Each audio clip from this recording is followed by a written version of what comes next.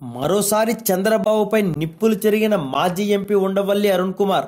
YSR charisma ఉన్నాడు, ఢిల్లీని గడగల్లాడించాడు. ఆయన ముందు బాబు ఎంత?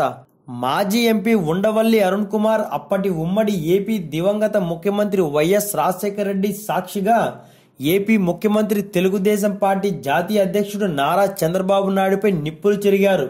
ఇటీవల అసెంబ్లీ సమావేశాల సాక్షిగా చంద్రబాబు మాట్లాడుతూ 40 ఏళ్లుగా రాజకీయాల్లో ఉంటున్నాను. దేశంలో అత్యంత సీనియర్ నాయకుడిని నేనే. నాపై ఒక్క కేసు లేదు. ఇప్పటి వరకు నేను నిజాయితీగానే బ్రతికాను. నిప్పులా అంటున్నాను. ఇప్పుడు ఎవరన్నా నన్ను చూస్తే మర్యాద ఇస్తారు అని తన గురించి గొప్పగా చెప్పుకున్నారు నారా చంద్రబాబు నాయుడు. ఇదే అంశం మీద ఉండవల్లి అరుణ్ కుమార్ మాట్లాడుతూ, దేశంలోని అత్యంత సీనియర్ పొలిటీషియన్ బాబు ఎలా అయ్యారో అర్థం కావడం లేదు.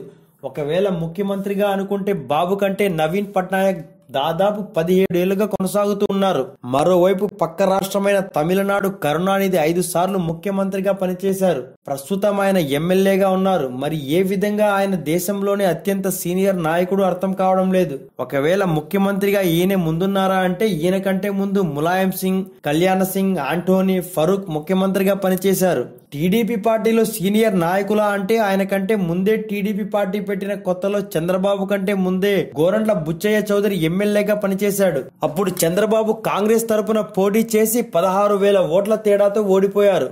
మరి అప్పుడే అశోక్ గజపతి రాజు, కేఈ కృష్ణమూర్తి బాబు కంటే ముందే ఎమ్మెల్యేలు అయ్యారు.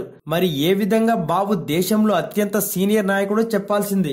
అయితే ఇన్నేళ్ల రాజకీయ జీవితంలో ఏనాడు బాబు కూడా సొంతంగా గెలిచి అధికారాన్ని చేపట్టలేదు.